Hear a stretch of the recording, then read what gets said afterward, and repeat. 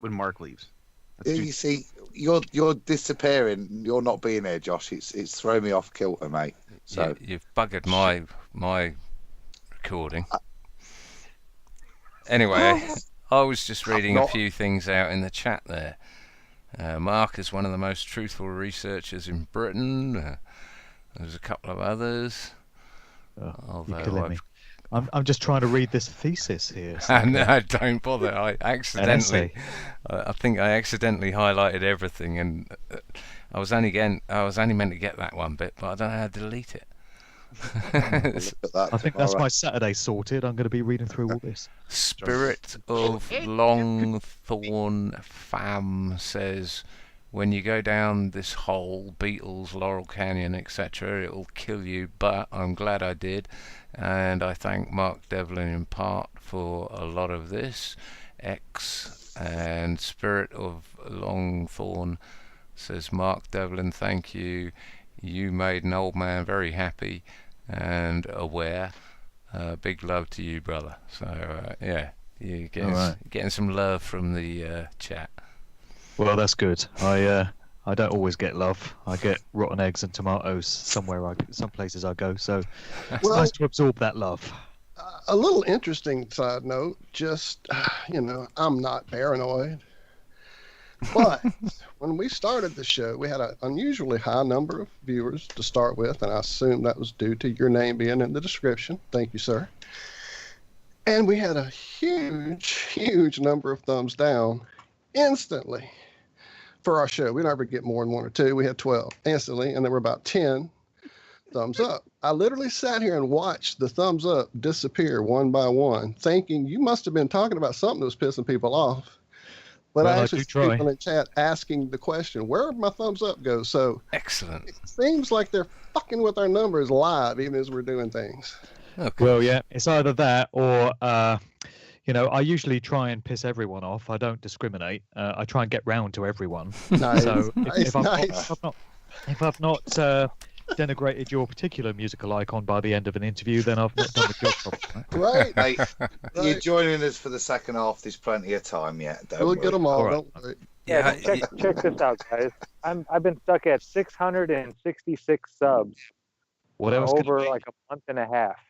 What else could it be? And it says that I have 50 plus subs in the last 28 days. I'm going to go and unsub you. Fix that shit, right. Do you see these numbers? Did you hear this story about Dave Grohl? Incidentally, we mentioned him in the first part of the show there. But yeah, Foo Fighters. Just you mentioning 666. Did any of you hear this story about him and the restaurant bill that he got? Yes, I did. I've not. Did we talk about it on our show, Josh? I don't think we did. I dropped it in one of the mornings, though, to talk. Wait, the minute I got to it. I don't think so. It's early, but... You're the only one, Walt, so please go ahead, mate. So Dave Grohl is out to eat at a restaurant, and the bill comes in, and it's apparently $333. And somebody took a picture of the receipt and posted it on Instagram. And Grohl decided to leave a $333 tip and round the bill up to $666. Go figure. Grohl, who's played Satan at least 2 times that I know of, in a video for Tenacious D and in their movie. Right. I've got a picture of him with Devlin and a fork. But the music's so good, man. It's just they music. Rock, dude. They're the greatest band in the world. I mean, come on. I mean, what would you... talk about Tenacious D? I don't really like Foo Fighters much. What would your 8 to 10-year-old kids, like mine, same age, sort of mine, 11 at the moment, well, do you inform them about this sort of stuff? How do you break this sort of stuff? Because I want to, I don't want to say you can't listen to this, you can't listen to that, but I want them to understand how to think for themselves. How do you approach that? Well, yeah, it's difficult. It's certainly a concern when you've got kids of that age. I've got daughters who are about to turn 8 and 10, and I'm very aware that they're right in the crosshairs of the demonic music industry and who they aim all these acts at. The likes of Rihanna and Beyonce and Taylor Swift and Katy Perry and all these artists are aimed squarely at girls of that kind of age upwards. Yeah. and we've got this artist Poppy as well. We're going to maybe get onto her. Maybe we can in due course. Go into that. But yeah, you know, it's a concern. So I try and monitor stuff that they're watching. Like you say, I don't want to say you can't have any pop music in your life. This is a contentious issue for many people, because some say to me that having exposed all these artists as I have and shown all these scenes to be what they really are, used for societal mind control, how can I still continue to listen to the music? And for me, the idea of a life without any kind of music and just shutting off from all popular music is almost unbearable, having been a music man all my life. So I still choose to listen to this stuff. So I don't want to have to say to my kids, you can't listen to any pop music. So then you just have to try and closely monitor what it is they're watching. My girls are very much into Little Mix, this group Little Mix. I've not really discovered anything particularly concerning in their symbolism or imagery, unless I've missed it. They did have a song called, well, maybe I have missed it, but they've had a song called Black Magic, and I caught my eldest daughter watching the video to Black Magic on YouTube, and the song seems innocent enough despite the title of it. But then, you know, YouTube has got this habit of finding videos that are similar in content to the one you've just watched. Yes. So it took the words black magic, and it was just about to chain to a video showing a black mass, witchcraft. Right. And I was like, whoa. I don't think we'll be watching that then. So I had to shut that one down very quickly. So you have to be vigilant about these things. Right. It's almost like breadcrumbs, isn't it? They drop a little Smartie, and then it's half a Smartie and half arsenic, and then it's 3/4 a Smartie and three. It's just it, because I see it with my own kids that it'll get to the end of the video, and then I don't know what it is, 16 videos will pop up, and you know they'll quite clearly go to the black and red ones, or the ones with blood gushing and this, that, and the other. And it all lead them down that path, that rabbit hole. It's an ongoing battle, though, isn't it? It is, and like we were saying earlier, these music videos are loaded with subliminals, so you're not even necessarily consciously aware of what it is you're absorbing. You know, I've analysed a bunch of videos where you've got subliminal images spliced in, and you have to be watching the video on a computer, and you have to be very, very quick with the pause key to be able to spot the subliminal, because it's literally a fraction of a second. So it's going straight into the subconscious mind of the viewer, these kids, and registering there and having its effect on their thoughts and their behaviors and their emotions, but they're not consciously aware that they've absorbed it. There's pictures of demonic entities in a Beyonce video and a Robin Thicke video. You know, what's it doing there? Why is there any sensible reason for a bloody demon to be embedded in a Robin Thicke video? And yet it's there, and if you pause the video, you can see it. Really? And it's the same thing with Rihanna videos.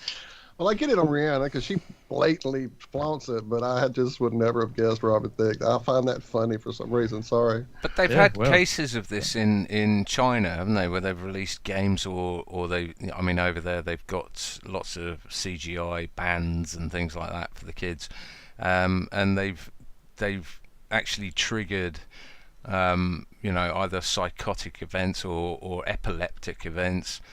Well, I think what you might be referring to is the Pokemon Go episode that had a light frequency or a frequency in one of the animations for, I think it was a duck of some sort, if I'm not mistaken, and it purely apparently accidental. It's never been shown again. It wasn't like they were trying to do it, allegedly, but who knows? They had something like 30,000 kids that went ballistic over it. But yeah, it definitely caused a big ruckus. It's hard to find. You can find it, I think, on YouTube if you want to submit yourself to the chance and the test to find out if you have it or not.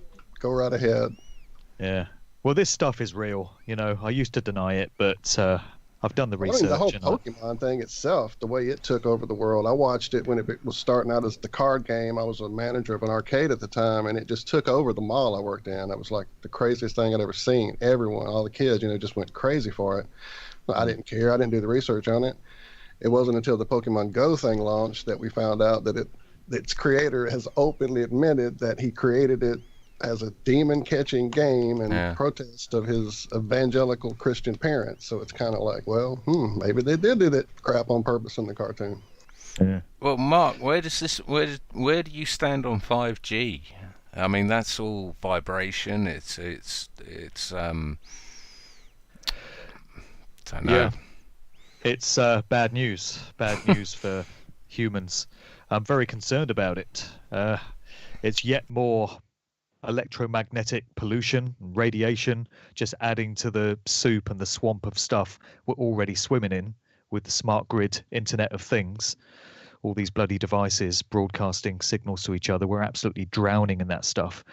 And I was reading an article today about Vodafone having recently switched on a transmission mast in Manchester on the top of this building. And somebody pointed out on the Facebook thread today, actually, that you're familiar with the movie They Live, right? Yeah, sure. Oh, yes. One of my favorites. Great Yep. documentary. And in one of the closing scenes to that movie, you've got Roddy Piper's character who runs up to the top of this building, and there's this massive transmitter that's broadcasting this signal that's sort of distorting everything. And he manages to turn off the transmitter. He gets shot in the process, but that stops broadcasting this signal that's distorting the truth of people's reality. And everyone suddenly is able to see their reality for what it really is. And it's very interesting that this transmitter at the top of the building seems quite similar to the one in They Live. But I was also reading an interview with the chief executive of Vodafone, who was justifying all this and saying, oh, it's going to be marvelous for communications. It's going to make transmission speeds so quick, because that's the way these things are always sold to us, right? Absolutely. Convenience. You'll be able to click that phone and go. And he was saying, we're going to be rolling 5G out in the Scottish Highlands, the Lake District, and Cornwall.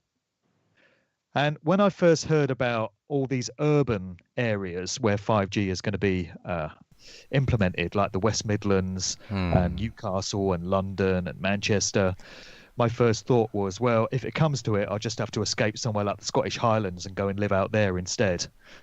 My first thought these bastards have just mentioned the three areas that most spring to mind. people will go if to. you want to Yeah. escape urban conurbations and go and live off grid somewhere. That's Highlands. because they're gonna test whether the sheep fall over and die first. But you're Yeah, aware of Agenda 2030, yeah, or Agenda 20, whatever it was called before. 21 here in the 21, States, right? where they. Moving to cities and getting them off the land. Yeah. So isn't it interesting that they would introduce 5G to the urban area, the rural areas? Very interesting. Yeah, well, it's just sick. You know, the whole thing is anti-creation. That's what all this stuff is. Transhumanism, AI, the smart grid, Internet of Things. It's anti-human. It's anti-creation. It's satanic in nature. Well, Mark? after several Wait, John, years. before this question scrolls too far past again in chat, I've missed it twice now. Flat Accord Music has a question for you, Mark. It's about the millennial whoop and other sign song spells in modern music, like Rihanna's or Lady Gaga's whatever, rah rah. I don't know. I don't listen to it, so I don't really know what those are. But Right. can you speak to that? Yeah, so there's this researcher, I forget the guy's name, but he's coined the term the millennial whoop, and he refers to just these meaningless, vacuous, they're not even lyrics, they're just lines that you get in all these pop songs that the kids all sing along to, and it's sort of like, whoa, whoa, yeah, yeah, whoa, whoa, you know, no real words, that's just the hook of the song. Kind of like it all- Elton John's Lam de Leos or things like that. Well, there's just this whole trend towards, you know, the vast majority of mainstream pop songs now employing this tactic. And it all speaks to the lowered attention spans of young people now. So society has been cultivated to cause young people to just not be able to concentrate on anything for more than a few seconds. And one of the reasons given for these hooks to be in the songs is because, first of all, you don't really have to think about them. They just become second nature to sing along to these things. But also because that's what you have to do to make a pop song catchy enough to hold a young person's attention for more than a few seconds. So you now got algorithms. They're employing AI algorithms to determine the melody and the what should be in the hook line of a pop song to prevent people from changing the station on the radio. So there's been these social scientists that have done studies into listening habits of young people. And because they have so much available to them at all times via their phones, if they don't find something to captivate them and hold them in one place for more than a few seconds, they're going to be hopping over to some different outlet to get their stimulation. It's the Snapchat, Instagram generation where everything is happening right now. And if it's not interesting enough, then there's something else to replace it in their attention, their shortened attention spans. That's why we're getting all this garbage pop music now. That's why the lyrics are so vacuous and inane, because they have to be. You can't put complex lyrics into pop songs anymore because kids just don't want to hear that. It's just one of the reasons why the music is just so utterly dumbed down now, and none of these artists are interesting anymore. They just wouldn't understand it, would they? On that note, when I'm sure you're under pressure from your kids to get phones for themselves. I see the kids around here, 10, 11, with iPhones and stuff. When as a parent, when would you be willing to get your kids a phone? I would like to hold it off until around the age of 12 or 13, but I think that's becoming a major challenge in these times, because so many kids now at the age of 7 or 8 have phones and tablets, and they're showing them off to their friends, and they're comparing games and going on to different sites and coercing each other to take part in these things. So it's peer pressure again, isn't it? Yeah, this is the first generation that's faced this issue of technology absolutely pervading every aspect of your life. And, parents now are having to learn how to deal with this, because it's not something that anyone's ever had to do before. It's just what some bloody challenges we face in these times. And it's all crept up on us so quickly, to my mind, Yeah. Everything is absolutely dominated by technology now. And this is only something that's really become major within the last 10 years, I would argue. Prior to that, society was just very different. Yeah, no, absolutely. I mean, the modern phone now is the modern pacifier. It's the modern dummy for your 2-year-old or 1-year-old or 6-month-old. Yeah, I had to fight my sister. She literally put a TV screen, flat screen, on the wall next to my nephew's crib. I'm like, have you lost your mind? I mean, they're going to start this at an early enough age, and you're going to start it before he can even think for himself? Come on, really? Oh, the fights we had about it. And now he literally doesn't exist without a screen in his face. I mean, he doesn't do anything. In the family events, he's always over in the corner with a screen. If he goes somewhere and didn't bring his own screen, he's bugging you to let him play with your phone or your tablet, or it's just, it's sick. It really is. Yeah, it's kids everywhere. My kids are, obsessed with tablets and laptops and stuff. I wish I could say otherwise, but I'm just being honest, and I think that's the case with so many kids of that age now. It's almost impossible to keep them away from it. It is, and I think Adam would agree as well. Unless you're just going to completely seal them off from all societal influences, it's pretty much impossible. It's inevitable they're going to get involved with this stuff.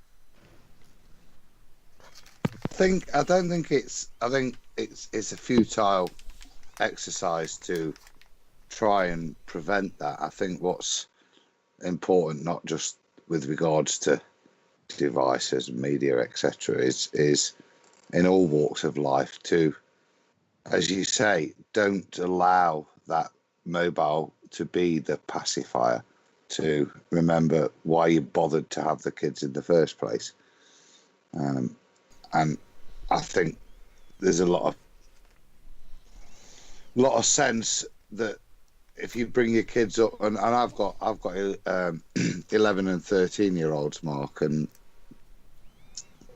I don't think it's out to do with me. It's more to do with my wife.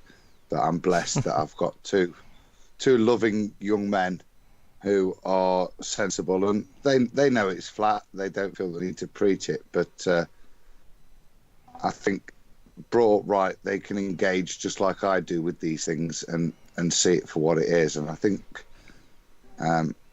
we're going to come to in a bit when Antony comes in terms of some of the activism with schools. But I think there's a generation that's coming out that are much wiser already than us old guys. And whilst they may not have been awakened to the flat earth per se, when they do, they've got much more open minds, because actually the world they're brought up in, and I speak for my kids here, they're openly aware, even at their age, to the corruption in society, a corruption I was never aware of. Well, I think that's the key, Adam. They're prepared for it, and they already ridicule it, you know. So the amount of times my son will go Illuminati sign, anything, you know. Woo, Dad! Well, he Woo, brought that stick his wonderful triangle. cartoon, man. That cartoon he gave us, and I Well, love. good for you. And I've entrained my eldest daughter to apply critical thought to everything. And I've challenged her on the true nature of the place that we live. I've said, you know, I know that you're told in school that we live on a spinning ball, but there's actually no verifiable proof of this. And, you know, you need to trust your senses. You were given your senses for a reason. So you're told that you're moving in 4 different directions at one time, and you're undergoing all these different movements. You know, what do you actually feel? You know, just stand still for a second. Do you perceive any movement whatsoever? And we've been in planes together. We've been on overseas trips, and she sat in the window seat, and I said, look down. Does that look flat to you, or do you see any curvature? And, you know, she tells me what she sees, which is, it seems to be flat. And so I've entrained her to think in that way. I've also got her to look up in the sky and recognize chemtrails and tell the difference between a chemtrail and a contrail. Mm-hmm. And there's nothing wrong with doing that with kids that young, you know. So now she will actually look up and start a conversation and say, Dad, look at the chemtrails today. So she's learned to discern these things for herself. And that's a good process to entrain kids from a young age to do this. That's the thing, isn't it, mate? I think teaching them to discern for themselves. That's the thing, That's the whole point. I think it's not just about flat Earth. It's about everything. It's about teaching them to discern for themselves and think for themselves, and to ask questions, and to not just accept answers that they can test these beliefs that they have, or that they're being told, and that is the key to everything, whether it's flat Earth or chemtrails or anything else. It's being able to, it's the best gift we can give to our children, is the gift of discernment and thinking for themselves. I think that's a great message. That's right. All right, so I wanted to mention something about this artist, Poppy. So is this a good point to talk about this? Bring it in. Yes, please do. All right, so I put a post up on Facebook today about this artist, in inverted commas. I use the term loosely. She's very much of concern to me, because she's being pitched directly at kids of my daughter's age, I would say, alongside all these other pop puppets. And she takes things to new levels, because her material is very disturbing, very dark. It has all these connotations towards trauma-based mind control and satanic ritual abuse. And actually, that's nothing unusual, because with so many of these pop music artists' videos, you find symbolism and motifs and images and icons that pertain to mind control programming. It's almost become passé. It's almost like last year's news, this stuff. If you go on the site vigilanttcitizen.com, the guy there has some great articles analyzing so many of these videos and showing you what to look for, all these hints at satanic ritual abuse and mind control. So that's all there in Poppy's stuff. But the additional element with her is that she is portrayed as a kind of artificial intelligent cyborg. That's the act that's being put across. It is all an act, because I've seen interviews with her where she uses a completely different voice and her persona is completely different. So she steps into this role of Poppy. Her real name is Moriah Rose Pereira, and she was apparently born in 1995, so she's 23, but she has this persona of being a prepubescent girl. So when you watch her videos, she's acting like she's 10, 11, 12 years old, and she's obviously designed to appeal to that sort of demographic. So she's got this song out at the moment, which is produced by Diplo, who's one half of Major Lazer, this electronic dance music act, and it's called Time Is Up, and it has to be seen to be believed. In the video, she's this artificial intelligence creation, and this guy, this scientist, is unveiling her to an audience at this public event, and she's being hailed as this great new breakthrough in AI technology.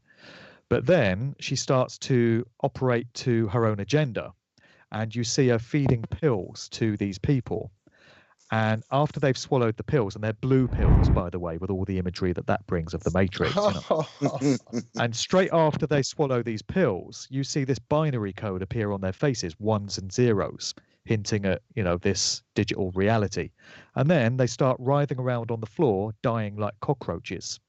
This all ties in with the lyrics to the song. In the lyrics, she actually says, "You're like cockroaches, and your time is up. My God, you don't even know." And she's starting to talk about artificial intelligence rising to gain a consciousness all of its own. One of the lyrics is, "Every day, exponentially, I'm increasing my memory like you wouldn't believe," something like that. So she's talking about these cyborgs becoming conscious and deciding for themselves that humans are a threat to the plane, entrainment, and they need to be wiped out. And so this AI creation starts killing off all the humans. And this is the message in the video, which is, deeply satanic, deeply anti-creation. And when you factor that in with all the other elements of her persona and all these really dark short videos that she's got on her YouTube channel. So her album has just been released, and it's called Am I a Girl?, which is sort of alluding to the fact that she appears to be this AI creation. She appears to be slightly non-human. And the album was released on the 31st of October, incidentally, Halloween. When else would it be? But prior to the album, she had all these little short videos and vignettes on her YouTube channel, and they are just so unsettling. You see her interacting with these non-human entities like cats, and the cats will speak with a demonic growling sort of voice, like they're possessed. And in one video, she says, "I love the devil." And all the time, you've got this really demonic audio tone in the background that just sounds really doom-laden. And you throw all of this stuff together, and you just get this cocktail of really dark, satanic influences. And this artist Poppy is being aimed at kids. And I think she is going to be pushed as a really big thing, really big news in the weeks and months to come. So all parents need to be very vigilant about this particular individual. So remember the name Poppy. Yeah, I'd not heard of that one. I haven't either. I did see one of the people I follow, and I love their videos, and it's just not coming to me who it was now, using a picture of her bathing in blood as the thumbnail for whatever video about the kind of crap she's into. I haven't had a minute to watch it, though. Yeah, we get all of this. There's images of her bathing in blood. There's images of her wearing a Baphomet dress. Somebody just posted a video on the Skype there. Yeah, it's me. It's a Christmas party or something. Yeah. Is that you, Josh? You got it up? No, it's me. Is that you, very, John? very dark stuff. It is very weird, very Lady Gaga, and just really where everyone is funneling towards. Said the name of her album is Am I a Girl? My first thought was the whole transgender thing, because my first impression when I saw her was, well, that's a little dude, because I've really gone down that rabbit hole deeply lately. Lady Gaga just exposed herself on stage recently. I have a video showing her little sizzler showing there, and it's really some crazy shit. Oh, man. The other thing about Poppy is that she is involved with this guy who goes by the name of Titanic Sinclair. Is that this other guy I'm seeing, this white-haired dude? It could well be him, yeah. He's the only other guy I'm seeing around when I looked her up, so it must be him. His name Move your sound settings off screen, John. Something Mixter. Now, this guy, Titanic Sinclair, was previously part of an act known as Mars Argo with a woman called Brittany Sheets. And I now see that Brittany Sheets has this legal dispute going with Poppy and this guy, Titanic Sinclair, and she's accusing them of ripping off certain aspects of her artistic performance and stealing her act and repackaging it. So they're going to court over this whole thing. And that just reminded me of when Lady Gaga first came out. There was this other girl named Lena Morgana, who used to be a friend of Lady Gaga's before she invented the Gaga persona. And there were accusations that Lady Gaga had stolen the whole imagery for her show and her whole thing from Lena Morgana, and she was threatening legal action against her. Well, next thing you hear, Lena Morgana has turned up dead. She falls off the balcony of this building and, falls to her death. And when you look at one of Lady Gaga's videos to the song Paparazzi, she seems to be reenacting this, because you see her falling from a building and then you see this marionette all sort of twisted up on the ground below. So it's like they're mocking what happened to Lena Morgana. And it's just interesting to me that you've now got Poppy, who's got more than a hint of Lady Gaga about her, and she seems to have, according to this other woman's claims, ripped off another act in terms of this persona. So there's another pattern starting to emerge there. Man, it's everywhere, isn't it? It's all really dark stuff anyway, and it's all being packaged as entertainment and pop music aimed at kids. And there's all this stuff beneath the surface. It's not good on any level. No, right. And it's so, give me next generation's children and I'll give you whatever you want, basically. It's just, very disturbing. But I still think we can turn it around. I still think we can drop those pills in the right direction. Well, it starts at home. Obviously Mark and Adam have a good hand on getting a handle on it with their kids, but it's so prevalent. It's just really got to be a 24/7 job. They go off to the entrainment camp and you have to deal with all that when they come home and kind of deprogram them. If not, it's just going to take root and grow. That's what they'll think. That's right. Being a parent in this age is not easy. It's a definite challenge. That's for sure. Well, before you jump in there, I really need to interrupt here because we need to have a small intervention. I need to save someone before they commit some sort of self-harm. There's a question that's been thrown out there in chat probably about an hour ago, and it got ignored the first time, and it wasn't ignored. It got lost because it was a long question in segments, and I couldn't ever piece it all together. I finally put it all together as a long one-question thing. It's in chat. Go, Josh. I'll shut up. I'll do my best. It's small. It's really in regards to what in the hell does it take to get to be in control there in the UK? You got all this stuff going on in Liverpool, stuff going on in London. Just the craziness, everything from the Beatles to what's going on with, or what was going on with Cream. The Spirit of Longthorn, just who was sort of raised in that whole genre, was really subject to it. So he's just sort of curious as to, is there a club? Is it a lottery? Do you have any clues as to how it is the people that somehow get up into these high positions manage to get up into these high positions? Because a lot of them just seem like you're sort of average Joe. Is this the guy asking about Paul Oakenfold and James Barton and all these? Yes, that's the one. I finally pieced all the question together.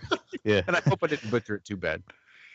Well, yeah, Paul Oakenfold, by way of an example, is an interesting case study because he was one of the key instigators of this whole acid house scene, which became the UK dance music movement. It led to the rave scene, it led to the birth of the super clubs, and eventually it led to the exporting of electronic dance music as a culture to the United States and other places. And Oakenfold has been right there all along.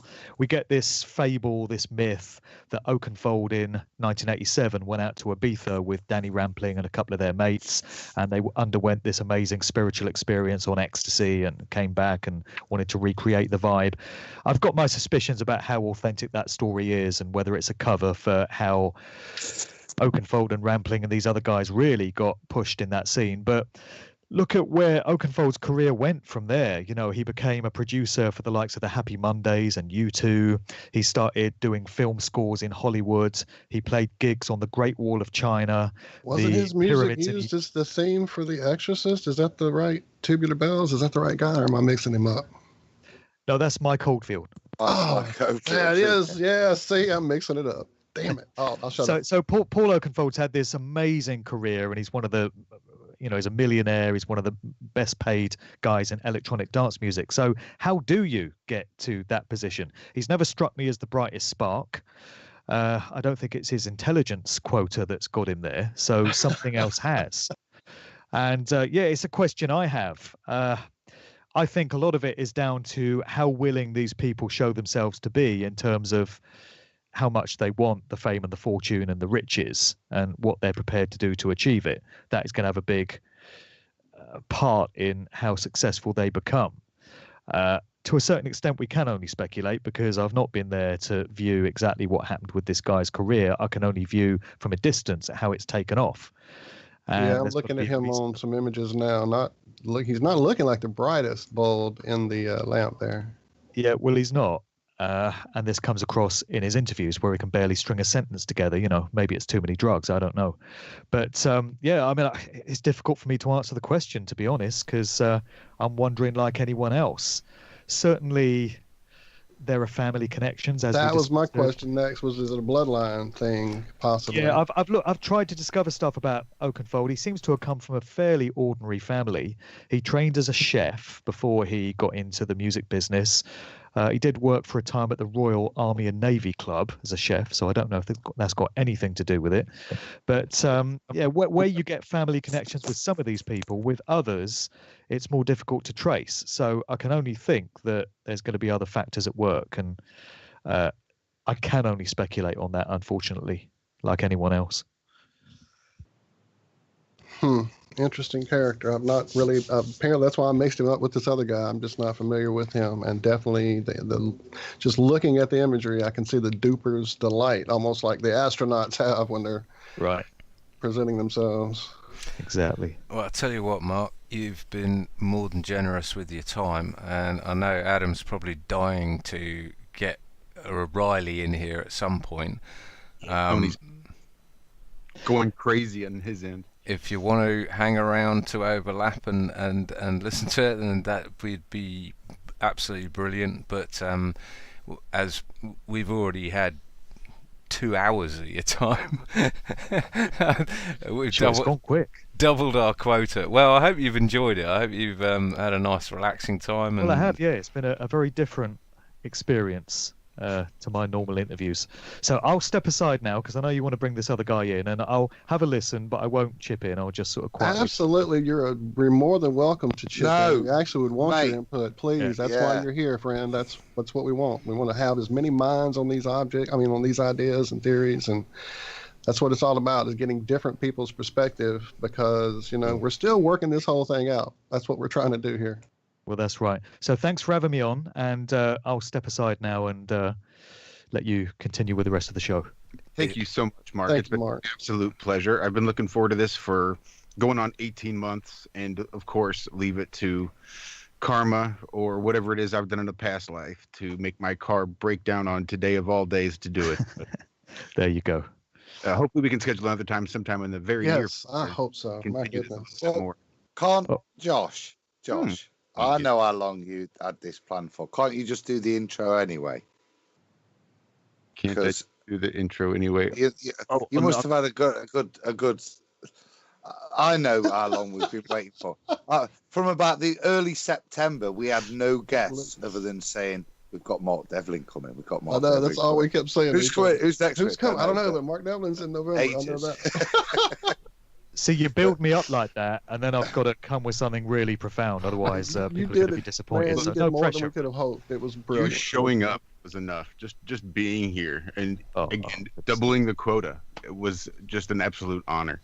But really, you know what it is? I think of many other researchers in this vein. There's many other researchers whose work I greatly admire, and all I'm doing is paying it forward. So these guys have inspired me, and I'm now taking what I've learned from them and trying to inspire other people in the same way. It's just paying it forward, and that's what everyone needs to do. Each one teach one. That's all it is. I love it. You're doing it. People are loving you in chat, and you have a lot of fans here on the Iron Realm. I'll give you that. Wow. Okay. On the shoulders of giants. I hope it's not going to be a one-off, and I hope you don't disappear as well, Namit, because genuinely, you reach a different audience to ourselves, and you also have a lot of credibility, and I think credibility is what this gentleman Antony's kind of searching for and is achieving in terms of Flat Earth. I'll bring him in now, but I honestly, please don't sit back. Chip in especially if you've got any questions, because I've heard this bloody loads of times. It's boring me with it, to be frank. But please stick your 2 pennies with it. Certainly, if you've got any questions or want any clarity, because I'd love you to take this to a wider audience, because this is something that's gathering pace. And I'll way to sell it, Meekin. Get on with it. mate. Yeah. I bought the book and the T-shirt. Well, I'm going to share this whole show. I'm recording this, so I'm going to share this whole show with my audience when it's done. you. So people that follow my work are going to hear this whole thing. Brilliant. Wow, brilliant. Thanks for that. Thank you, man. They've missed a whole backstory on a thumbs up and thumb down drama going on behind the scenes. Apparently, YouTube is really messing Oh, with yeah, our it's first insane. stuff going on. And you mentioned Billy Ray Valentine earlier, Mark. Josh and I and our buddy Zach have him to thank for us. We actually have a show over there on Truth Frequency Radio as well. It's early morning for us, but it would be prime time for you. So maybe we'll get you over there one day too. Oh, sure. Okay. Yeah, I've heard about that one. Yeah. And Big since shout out to Billy Ray. now you've said that you're going to put it Yeah. out to your people, it's probably a good time to say that you're listening to Iron Realm Media and have no sphere. Just thought I'd get that in there. Thank you, John. Get Ah, shut up now. Such a pro. Riley, Such a get pro. on with it. that. Riley. I haven't said nothing. Come on, See, son. I'm Even really so coming then. out of the FE closet with this show. So anyone that had any doubts about my stance on it, by the time I put this recording out, I'll have lost half of my listenership. But there See, you go. we like to offend as well, friends. So I'm So- glad we could do that for you. Let's be concise and to the point and professional and give Mark a great podcast to put out without having to cut it.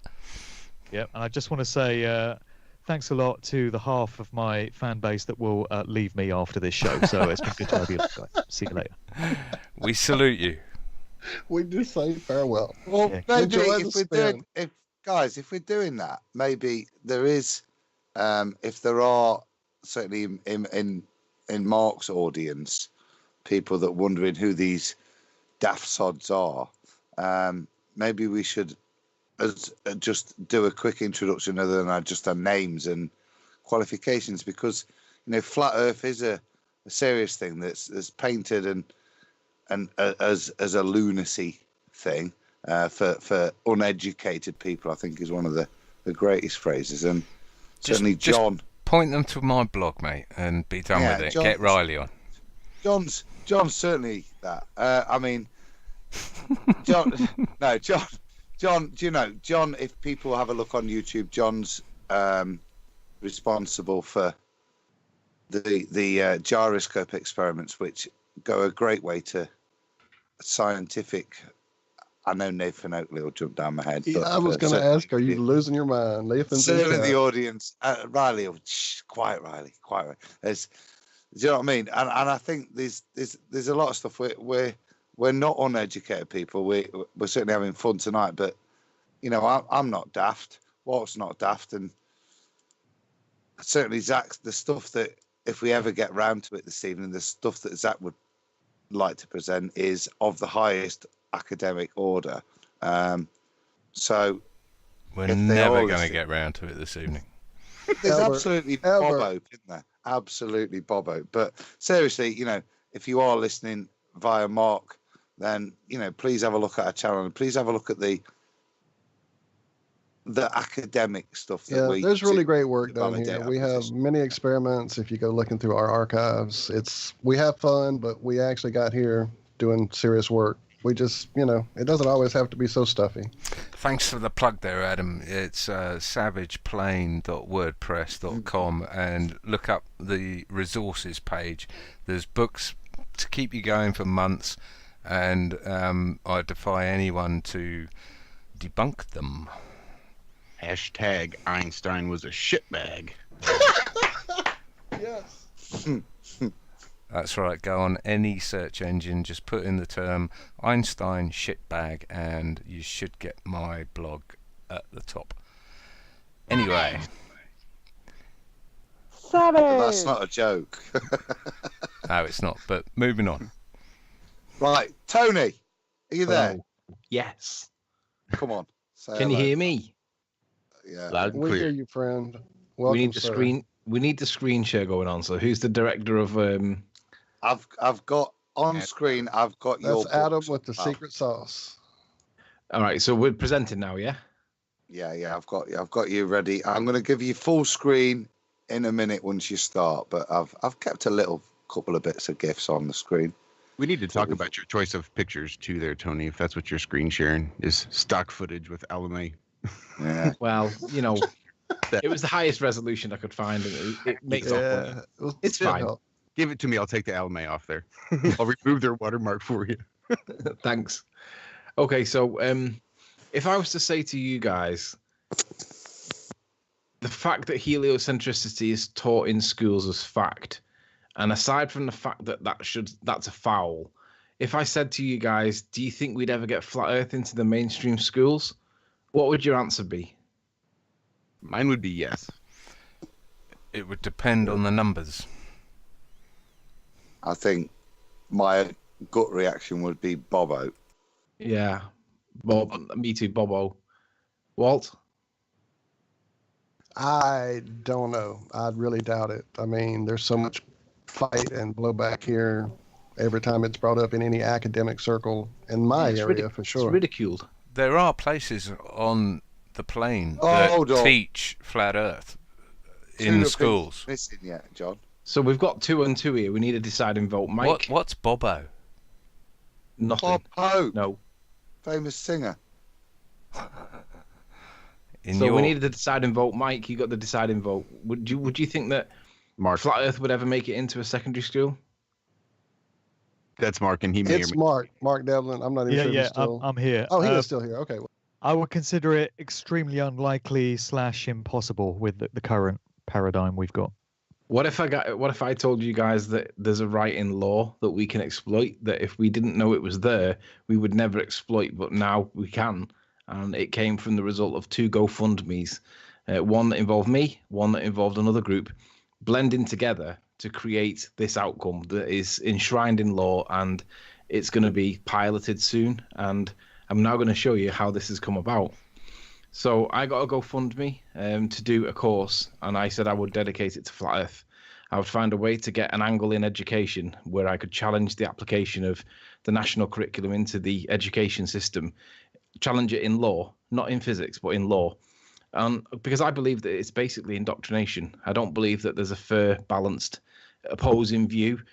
You may get the odd word of geocentrism in there, but you certainly don't get concave, hollow, or flat alternatives. But if you do get geocentrism, it's glossed over really quickly, and it's made to sound as though it's fact that we live on a heliocentric world, and obviously we live on a ball. So I wanted to present something in the legal system to challenge it, because I knew there would be something that I could get my teeth into, but I needed access to the databases. And what you're looking at on screen is the last time I did the legal database research. This is how it was done. It was done with physical books on shelves, and you had to go through a laborious, time-consuming, painstakingly, mind-numbingly crappy, horrible scenario. But that was how you found them. Obviously, that was in 1999 when I last did my undergrad, so it was 20 years ago almost. And times have changed. I got my GoFundMe together. They got me onto the course paid for by everybody in Flat Earth. And 6 days after I put the GoFundMe up, I got the money to join the course that I wanted to do. And obviously, this is now the payback. So back in the day, it was done with books, and it was laborious, time-consuming, boring, and usually the page that you wanted was ripped out by somebody previous, and it was useless to you. But that was how it was done. Now, it's obviously done in electronic form, and it's convenient. I can do it at home in my undies. I don't have to physically go anywhere. And these are obviously expensive, but the way that we research law in England is you look up something called Halsbury's laws, and it's a bit awkward to work on because you have to think of many angles to kill the Goliath. It's not as obvious as what it seems. My view was that my initial angle was that teachers must have a statutory duty to tell the truth and teach us facts, but it turns out that didn't exist. But I can't write a dissertation on no law. I've got to find an angle. Otherwise, there's no dissertation. And obviously, I'm here to find an angle.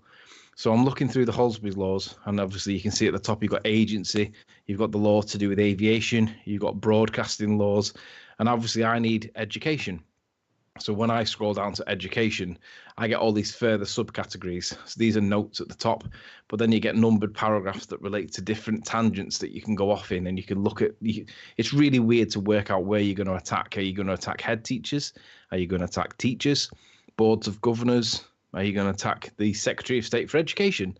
But nonetheless, you've got to work on an angle, and you've got to find something. Otherwise, I've got no dissertation. So I found that in education, I found that there was this paragraph number 6. And then once you open this out, you've got another subparagraph called the curriculum. And then sub to that, you've got the curriculum in England. And then sub to that, you've got this national curriculum for England. And its general rule, this is where the duty to secure the implementation of the national curriculum for England resides in law. If I click on this, it'll give me the actual legislation. I don't do it for the purposes of this, but this is how I found that the national curriculum is law. It must be taught. Moving forward, within this category number 6, there's another subcategory. Instead of being the curriculum in England, you've also got the curriculum in Wales, not relevant for me. You've got sex education, not relevant for me. But then you've got this little thing at the bottom, politics. And I was like, what does that mean? I know what politics means in its more general sense, but in the context of education, why is it even there? There must be something there. I'll have a look through it just to see what I can see. When I open up the politics tab, it gives me political indoctrination and then the duty to secure a balanced treatment of political issues. So now what I'm going to do, I'm going to talk through 908 and then followed by 909. And I'm going to contrast the two positions because they are they're opposing, the opposites. So 908 is to do with the political indoctrination. And what this says is the local education authority, governing body being Board of Governors, and head teacher, but notice that there's no teacher mentioned, must stop the pursuit of partisan political activities by any of the pupils at a maintained school.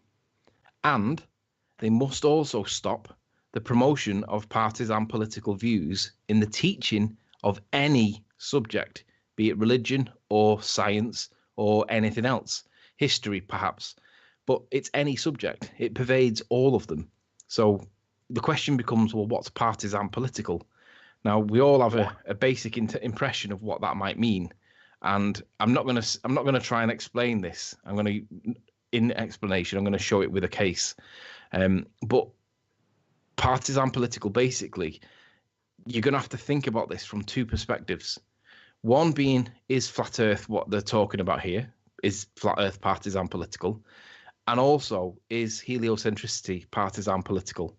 Because if either of them or both of them are partisan political in the eyes of the law, then the head teacher must stop the promotion of them in school by the teachers because it's illegal. Mm-hmm. Now, I think I can get in, or I'm going to get in, an argument to say that the heliocentric argument for the ball of space and all that, so orbiting the sun and all that, I'm going to argue that that is partisan political within the meaning of the definition of partisan political from the case that I'm about to go through. But also flat earth can be considered it too, because they can equally argue it back. So you've got to make a decision of, well, what does partisan political actually mean? And does it only apply against flat earth, or is it actually against them both? Because if it is against them both, neither of them should be taught unless there's a caveat that says that they should both be taught, but there should be criteria to it. Yeah, but Antony, surely you can't find anything that's ridiculed as much as flat earth, can you, that would set a precedent for this? Well, yes. I'd just say, what have you got as a definition of partisan political? I haven't got a definition. On a legal case. Okay, right. This is the point. So case This study. is a good question, a blind question again, Antony, actually. Yeah. John's The definition of partisan... The partisan political is defined by a case, which I will come to in a minute, and then we can apply whether it applies equally against both flat earth and heliocentricity, or is it just against heliocentricity? And if there is a distinction, what's the distinction, and where do we draw the line? Well, in that case, I think we'll let you continue to the end. I'll come to it because we're getting there. So just bear that in mind at the minute. If it's partisan political, the head teacher must forbid it, right? But we'll come back to that. So this is the general prohibition. The first rule is the prohibition of the indoctrination of, right? If it's partisan political, so long as the teaching of it isn't promoted by teaching, then it's going to be okay. But it's got to be promotion of partisan political in regards to the teaching of any subject, be it RE or otherwise. So that's the general position. However, the next one is there is a duty to secure a balanced treatment of political issues. Okay, so you've got the same three people: the local education authority, the governing body, the board of governors, and the head teacher. But again, notice that there's no teacher in this. Must take steps that are reasonably practicable to secure that where political issues are brought to the attention of the pupils whilst in attendance at a maintained school, a state school, that the pupils are offered a balanced presentation of opposing views. So I'll read that again. Must take such steps that are reasonably practicable to secure that where political issues, flat earth, are brought to the attention of pupils whilst in attendance at a maintained school, the pupils are offered a balanced presentation of opposing views. Would you say flat earth is political? Yeah, that's exactly what I was going to say, John. And more importantly, we're going to come back to that. Mark, Mark, at this point, would your input on flat earth as a qualifying criteria for political issue? Yeah, I'm not sure it would qualify as political. It's more scientific to my thinking. Okay, so I don't think it. £52 million a day of American taxpayers' funds are siphoned off into an imaginary medium of space. Does that now bring it into the realm of political? Well, depends on your perspective, I guess. An argument could be made for it being so, but it's not an obviously political issue, I would say, when it comes to school curriculums. Yeah, I'd agree with obviously. Well, how about geopolitical? Wouldn't it be considered geopolitical? How is that not a geopolitical issue as to the exact shape of where these politics are taking place? Yeah, put geo in front it of alters size of land mass and area of, you know what I'm saying? Like, I don't know. Seems like it would have an effect for sure. Well, I'll tell you what, Riley, finish away, so, and then we can discuss. We've got a footnote at number 9, and that's what I now click on so that we can disseminate what we're talking about. And when it says about being offered, I'm working on the concept that it is political, and it's whether or not it's partisan political or not. And I'll come into it. It's the next clip, but just bear with me for the minute, because if it is considered political, then this applies. If it's not considered political, then I've not got a paper. So it has to be considered political for the purpose of the paper. But point 9, it says, there's the actual legislation, which I would never, ever have found unless I had this GoFundMe, which got me on the course that gave me access to this. Okay. It says a balanced approach does not involve equality. Balanced means nothing more than fair and dispassionate. And there's a case. It's R against the Secretary of State for Education and Skills of 2007. Forget about the bottom line, doesn't matter. So this is the case. And in this case, the catchwords and digest give you a really brief outline of what this is about. Political views, Secretary of State distributing to secondary schools films concerning global warming. There was a guidance note on the website that accompanied the film, and it gives reference to the meaning of the word partisan, the meaning and the ambit of the duty of the local education authority to stop the promotion of partisan political views, and the meaning of the duty to offer a balanced presentation of opposing views when political issues are brought to the attention of the pupils. So this is going to draw the line in the sand for everybody. So whether it's partisan or not, whether it's political or not, all the scenario that we're talking about is all in this case. Now, it's to do with Al Gore's video of 2007 or 2006, An Inconvenient Truth About Global Warming, how the end of the world is nigh unless we do major things. Now, at the time, I remember it being really controversial. I was too young and not really interested about why, but now I realise its importance. And obviously, it's to do with whether or not it was like brainwashing kids about scaremongering and whether or not it was true, because most people still challenge whether or not global warming is actually a thing. Some people say it is, some people say it's not, but it's still controversial even today. But the issue was, is it actually political or not? And this is where it says about political. It says this video was considered that it was political in that it argued that global warming was caused by man and that urgent and, if necessary, expensive and inconvenient steps had to be taken to counter it. Well, we can paraphrase that with an equivalence. So we could argue that the need for the national curriculum to teach just one area of the heliocentric argument is a man-made decision, and it's not reflecting the views of the other views, be it concave or whatever.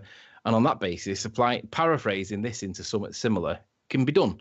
And therefore, I would say that would make the heliocentric application in the national curriculum political, because it's the absence of everything else that's not in there that really should be in there. And that, I would say, that would satisfy the definition of political. Guys, do you want to have a view? I'd say I think you're onto something. I think I'm just looking up the word political, and it's saying in its second definition, relating to the ideas or strategies of a particular party or group in politics. As political, it says relating to the government or public affairs of a country. So in the first definition, yeah, maybe it's not political, but in terms of, if you're thinking of heliocentrism as a religion that is unprovable theory, then it's absolutely relating to the ideas or strategies of a particular party or group. Correct. I agree. I'd state that, and it relates a little bit to what Josh is talking about, but in this precedent, we've got the Al Gore global warming nonsense, haven't we, and stuff, and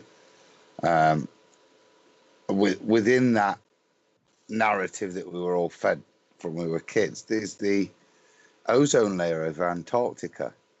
Now, if Antarctica doesn't exist in the formation it is proposed to be, then surely within all of that, the shape of Antarctica, if that's a falsehood, within just the Al Gore case study you've got there, which is already accepted, that's sufficient acceptance, because it's relevant to the case already, the shape of it, as in you can't have a hole over something that's not at the bottom of a ball. I think there's numerous ways you could argue to get it in. I think it's more difficult to argue that it's not political. I think that's where you've got some work to do with your peers, Antony, you know, in terms of the uni, is to see which bits are the strongest, which flat earth arguments are the strongest to use with regards legally to what's stated in this case. Because, well, in terms of partisan as well, if you look that up on the sort of mainstream thing, it says number one, a strong supporter of a party, cause or person. So partisan politics, I mean, it doesn't really make much sense. But then if you look at the second definition, it says a member of an armed group formed to fight secretly against an occupying force, in particular one operating in Germany-occupied Yugoslavia, Italy and parts of Eastern Europe in the Second World War. So, I mean, partisan politics, it's the John, definition that needs defining first. It's okay, we've John, got that. We've got the yeah. partisan bit, it's coming up. yeah, I was going to say, you know, these little bits here that you're resonating with, just hold on to your underpants, right? Yeah. Because if you want let me shit move that's forward. going to resonate, just wait in terms of this document. It's awesome. Go on, sorry, Terry. Reveal. So basically, the claimant submitted that if the film, which was sent to schools in order to facilitate its showing, was itself one that promoted partisan political views, and the schools then made it available to its teachers and pupils, inevitably there was the promotion of partisan political views, irrespective of the publication of the guidance, since the breach of the statute would be irremediable. So that's the argument, that by showing it in itself, that would be the offence. So it says the issues of law that arose related to the construction of 406 and 407, which was the prohibition initially, the general prohibition, and then the right to allow the balanced argument of the opposing views. In particular, the meaning of the word partisan and the meaning of the ambit of the duty of the local authority to stop the promotion of such views, and also the meaning of the duty to offer a balanced presentation of opposing views. So these are the three key points that we're actually discussing right now, and this is what the judge decides. So held just means the decision. The judge decided. So he decides 3 points: number 1, number 2, and number 3. Number 1, the word partisan had to be construed as meaning one-sided. Regardless of what the dictionary says, it just means one-sided. So in terms of heliocentrism, I would argue that that's absolutely a one-sided point, because they don't teach anything about geocentrism, or no one knows about hollow earth theory or flat earth theory. It's absolutely one-sided. I think forgetting flat earth, it would be at least appreciable, given scientific evidence, to demonstrate geocentrism on a ball, at least. Yeah. Because... Now, they may mention geocentrism, but it goes on, and this is where these little Roman numerals gets really interesting, because these all apply directly against the way heliocentrism is taught. So look at what it says. One-sided, and in a court determining whether expression or promotion of a particular view could evidence or indicate partisan promotion of these views, should consider the following factors, namely whether there was, and there's 4 of them. The first one, a superficial treatment of the subject matter, typified by portraying factual or philosophical premises, gravity, as being self-evident or trite with insufficient explanation or justification, and without any indication that they might be subject of legitimate controversy, which is basically everything to do with gravity, curvature, all the things that we fight about. And they don't tell you that it's controversial. They don't even tell you that there's an opposing view. But it's just taught as truth that we live in a sphere, and they make it sound matter of fact, and we all can relate to that, because we've all been through the education system. If you were educated after 1988, maybe some of the gents on this panel perhaps not, but that is the way it's taught. Everything that I've just read there.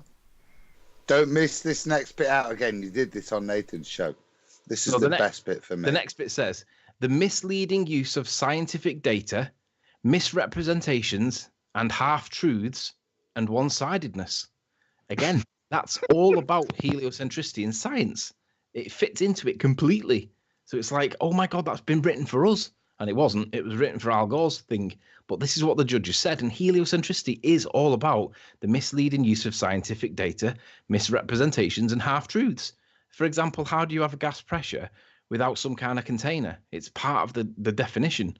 And we seem to have one. But, they're only telling us half the story, and it applies in all over the heliocentrism argument. But one-sidedness, half-truths, misrepresentations, misleading use of scientific data. Have you looked at the scientific data for the Cavendish experiment? No, it's pretty interesting. But Tony, where's this? Where was this judgment made? What court? It was made originally. It's been reported in European different journals, but it went to the Court of Appeal, which is the highest court. It went on judicial review. So it went to the Court of Administration on judicial review, and it's binding on all lower courts. So it's high enough for it to be binding. So we're all right with this. This is legally binding, and it's case stated as well. Is this so EU? Is this EU courts or? No, this is England. Right. The administrative courts is where they deal with judicial review, and it's English. It's not European, it's English. I think, as everything with law, it all comes down to the meaning of the words and you're trying to nail down the section that is most relevant to it. Yeah. I think you're definitely hitting on something here. It may be, if there are barristers out there or anyone on this sort of scale that could... What I'm worried about is that it will go in front of a judge or whatever and just be ruled out as not part of this law. It's academic, though, isn't it? It's academic. It and is. it's I arguing both know sides. exactly where you're coming from. Yeah, I know. And I think it's fantastic to interpret the judgments of this court in terms of the heliocentric lie. It's just well worth John, from exploring.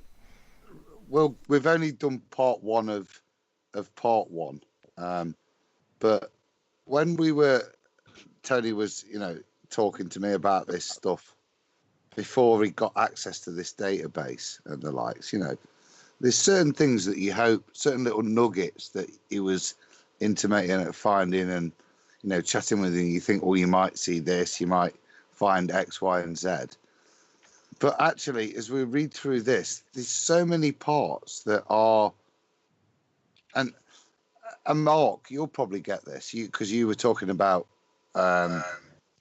Martin Kenny and Brother Sanchez and synchronicity in Santos. And to me, this is huge synchronicity, what's occurring.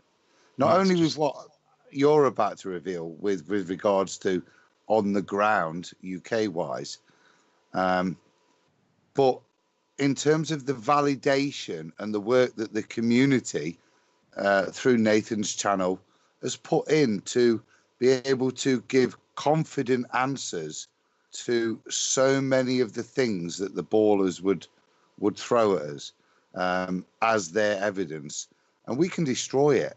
And it's going to be very interesting as this develops as to what happens, because, like I say, synchronicity is a bitch. And go on, Tony, keep reading, mate, because... Yeah, so in this context, we're trying to talk about whether something's partisan political or not, and the 4 factors are what I've just read for the first one. And if it's considered to be partisan political, the head teacher's got to make sure that it's not promoted. Otherwise, it got to be stopped, right? So I'm pretty certain that at this point, the first point that we brought up there is partisan political when you apply it against heliocentricity, because it's everything that's been written there. But this is another factor. There's 4. This is a second factor, and these are the factors that are considered, right? So if you get 3 of the 4, you're still going to be in. Even if you get 2, you're probably still going to be in. But we've definitely got 1. The second one states that the deployment of material in such a way as to prevent pupils from meaningfully testing the veracity of the material and forming an independent understanding as to how reliable it was. Well, the minute you mention the word reliable, instantly you're thinking of the likes of NASA, and anything to do with space, you can't test the veracity of any of the material it is sent to, because it's completely one-sided and you can't test it. But also, independent understanding as to how reliable NASA is not taught, and there is no ability for that in schools for NASA. That's a bingo paragraph there, right there. That's absolute gold. We've got the I did A-level physics, and the Cavendish experiment is taught in A-level physics, and it is deployment of material, equipment which will not yield the results, because the results aren't yieldable, and certainly not with the equipment, the quality of equipment and the scale in which it's done, right? And this is exact contradiction here. The deployment of material in such a way as to prevent pupils meaningfully testing the veracity of the material and forming an independent understanding as to how reliable it was. That whole element of when they bring in experimentation to prove gravity to you at A level is exactly that. It's a deployment of material that you can't, and you're railroaded with it. And if you do question it, you're moved on and just asked to do the calculations. It applies to Foucault's pendulum. It applies to the distance to the sun. I mean, how often are you going to ping a radar transmission to and from Venus, right? You can't. And this is exactly what we're talking about. These are the things that we are taught are true, and you can't test it. You can't test most of the stuff that you get taught. And again, you're not taught to critically analyze. So this second part, forming an independent understanding as to how reliable it was. Has anybody ever formed an independent understanding as to how reliable anything was that you were taught at school? And the answer is no, because you're not taught to critically analyze anything. So that in itself is an issue. But that's only the second factor. Let's move to the third. And this is glorious. Think about Neil deGrasse Tyson and Brian Cox and co. The exaltation of protagonists and their motives coupled with the demonization of the opponents, that would be us, and our motives. Isn't that just exactly what Neil deGrasse does and co? You flat tard. Yep. And every interview where they're even asked about it, we can show that that's the case. Yeah. It's ridicule, but it's also the exaltation of. So Neil deGrasse Tyson's held in this position of, he's an astrophysicist. That's exaltation, right? Actually, this is equally as valid as the first two paragraphs, but it equally applies. We're on 3. We're definitely on 3. Oh, Now we'll get to hello. One, the final Welcome one of to the first of the 4 factors that relate to the first point that the judge made. Musician, The fourth one aren't states you? And the derivation with of a moral expedient from assumed consequences requiring the viewer to adopt a particular view and course of action in order to do right as opposed to do wrong. Well, if you're going to if there's a derivation of your moral expedient from the assumed consequences requiring, in this case, a viewer, but in heliocentric, a learner, to adopt a particular view and course of action in order to do right as opposed to do wrong, that's steering you towards accepting heliocentricity without any challenge to it, because this is obviously the way it is, guys. We all know this, Eratosthenes. And that's exactly what happens. You're not allowed to critically analyze whether or not the sun might be 93 million miles away. Sure, you might scratch the surface and say, how do you know that, sir? But I can guarantee you the answer that you get given next will be accepted, because you're not going to critically analyze it. You're going to think, oh, well, sir's got it right, so I must accept it. And so, again, I would argue that this is completely satisfying the definition of partisan in the context of partisan politics. And this is basically the part of the restriction. The first part is the promotion of partisan, but the second part is that it's partisan political. And we're definitely in with partisan at this point. So the issue then is whether or not it's promoted, right? And subjectively, you can think to yourself, is heliocentricity promoted in schools, right? Whether it's partisan or not, is it promoted? Of course it is. There's a globe in every classroom. There's a globe on every wall. Everybody knows that globe's there. Everyone's heard about it, right? It's definitely promoted. It's not been given equal, like a fair amount, say, well, there is opposing views. There could be alternative explanations. It is contentious. Not everybody agrees. It's taught as fact. So let's see what it says. Yeah. You've got part 4 there, and bear with me because I'm going to read it because I've got a half-arsed idea in my head, but the derivation of a moral expedient from assumed consequences, requiring the viewer to adopt a particular view and course of action in order to do right as opposed to wrong.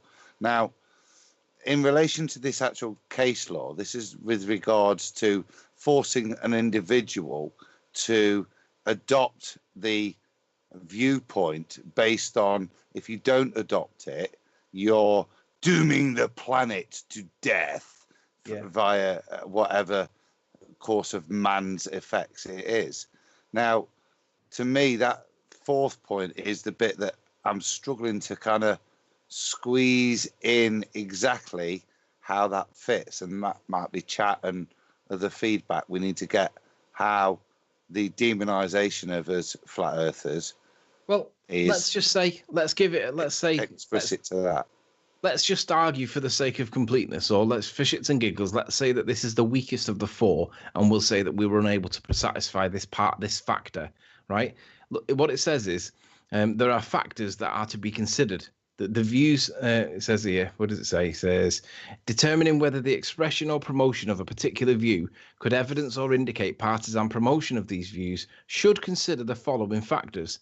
So even that doesn't mean satisfy. It just means consider. So you might be able to get away with just 2 of them, but you're definitely going to get away with 3 of them, and obviously 4 you are in. But even if you drop one of them off because it might not be the strongest of arguments, there's always going to be the weaker of 4 arguments. There's always going to be the strongest. But you would I would assume the needs based on the, like you're saying, they might get need 1, not need 2, not need 3. You'd assume the needs probably based on the supporting evidence that then comes with that claim. Do you know what I mean? So if you can then back up 3, 4, I don't think is. I'm not saying it's not relevant. I'm saying it requires a little bit of acute thinking to tune it. Do you know what I mean? But put it this way: if I said to you, if you want a career in physics as a teacher, you're going to have to accept that it's the heliocentric way, because you're not going to get anywhere unless it is that, because everybody accepts that we live in a 93 million mile sun. That's realistically going to make you go with heliocentricity, because you think that your career is going to land on that point. Tick that box easily then. Move on. So that was the first point. So we've got 3 points. That was the first point done. The 4 factors of that first point are done. The second point that the judge said, the mere distribution by the Secretary of State to schools, which is basically the same as saying teaching heliocentricity in this case, to facilitate their showing of the film and accompanied by guidance was not per se, on the face of it, or irremediably a promotion of the partisan political views. The statute could not possibly mean that Section 406 was breached whenever a partisan political film was shown to pupils in school time. So showing the film or teaching heliocentricity in itself wouldn't be partisan.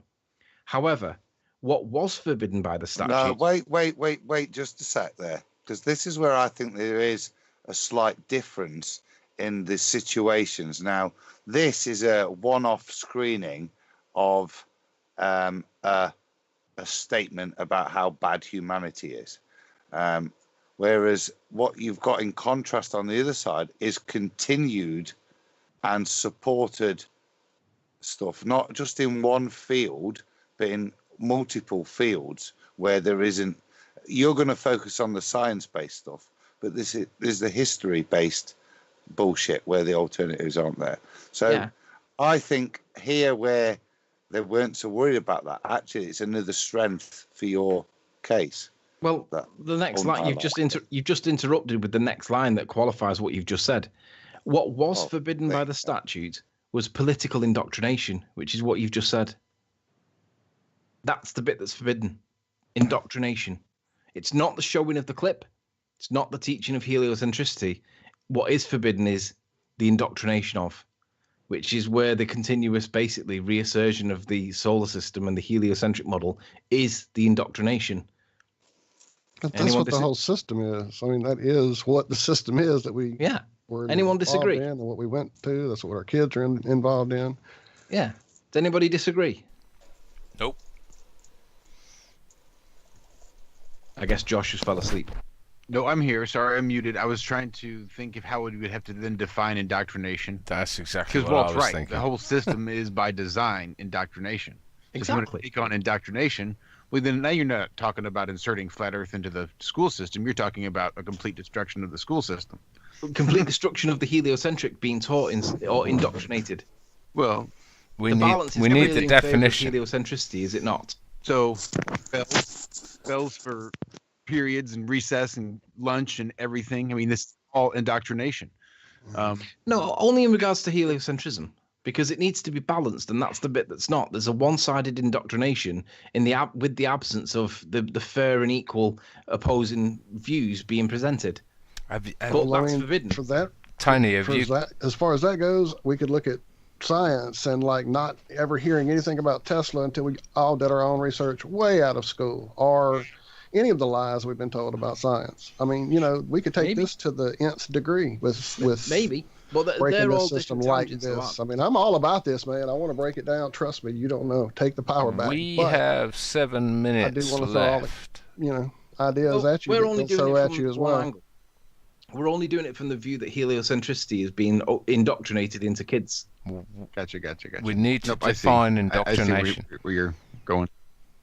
Right, we have to focus on one thing at a time. Right, I'm just saying. Yeah. Take it piece by piece. It's bite size.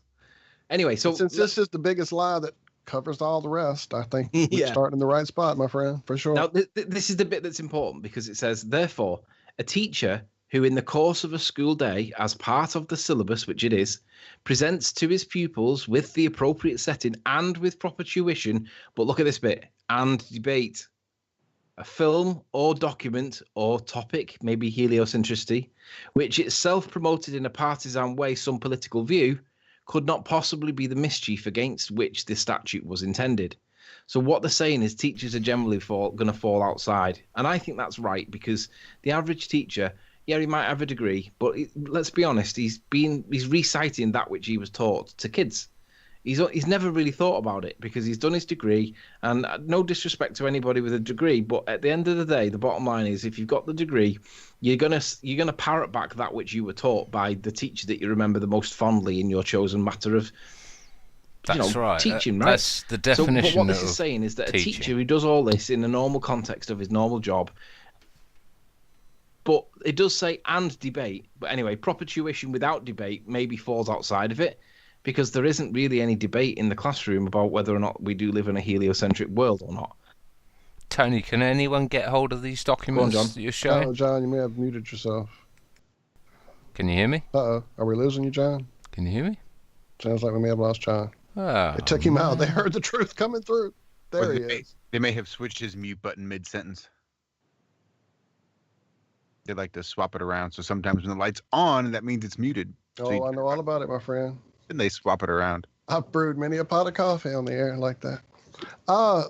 It seems we've lost John. So you can't hear me? He'll come back. He'll be back. You can't hear me? He's not going to miss this because he likes this kind of stuff. Oh, No, you're in and out. It's like, You're in and out, man. It's like you've got the hack going. It's worse than the hacksaw. Ah, shit. Nope, just an occasional word, John. That's all we're catching. Go and put 10p back in the meter. Goodbye. They might have limited your bandwidth until you pay your bill.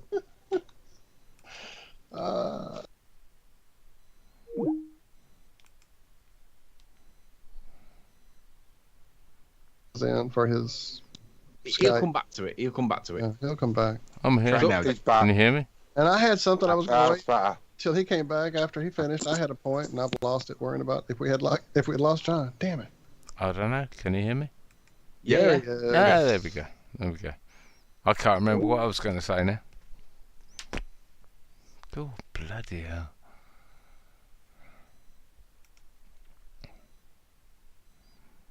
Perfection. I think we need to Always. stop speaking when he speaks. It's all going tits up, isn't it? He's back.